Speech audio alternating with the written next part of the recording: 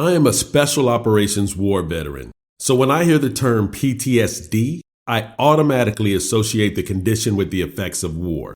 I fully understand there are various circumstances which can cause post-traumatic stress disorder, but war is where my mind takes me. We can debate that the American political environment has become a war zone, but that debate would likely be slanted since most Americans agree with this sentiment.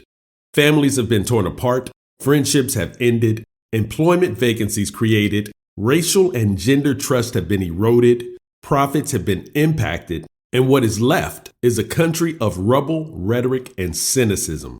I would declare this phenomena a Cold War zone similar to the Cold War era. Bullets have not yet traveled through the air, but shots have definitely been fired. In terms of leadership, several leaders have openly expressed the real emotional and psychological effects to their organizations as a result of election PTSD.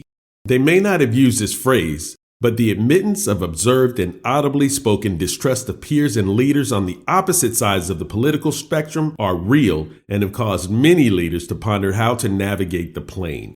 An ancillary phenomenon is the expressed emotion of elation that can also be associated with PTSD.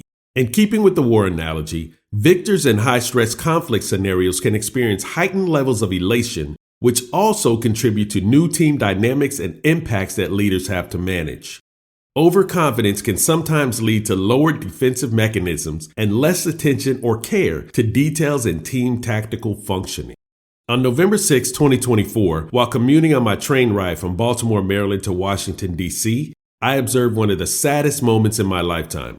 The train platform was full of Black women whose faces were stripped of evidence of spiritual occupancy, white women who had looks of infinite despair, and white men afraid to look anyone directly in the eye.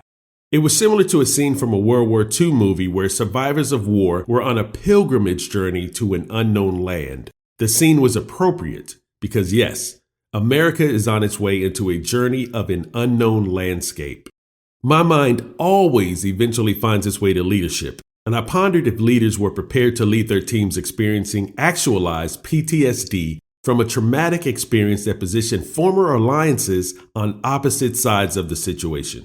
The same experience produces varying emotional, psychological, and even physiological responses. How would leaders respond when a teammate on a call states that they have been experiencing heart palpitations with very little sleep and could no longer participate in team discussions?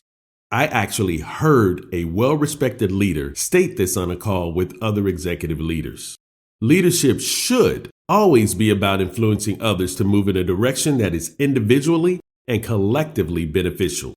But what if the leader's definition of beneficial no longer aligns with those teammates who have new outlooks due to realized PTSD?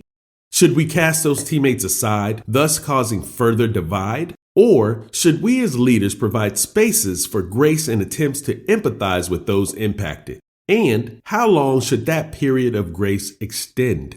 In war, when any particular side decides that attempts to understand the opposer's viewpoints are no longer considered an option, a perpetual war zone develops, one similar to the Korean War, which never has declared an end to active warfare. Shots are still fired across the DMZ, demilitarized zone, to this day, although it is very sparingly reported.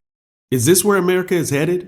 As a leader, how do you plan to lead in a political Cold War? It does impact your team. Whether you openly admit, think about, or consider this to be true, the impacts to your success as a leader may depend on your ability to manage the variables and variance of team dynamics impacted by election PTSD.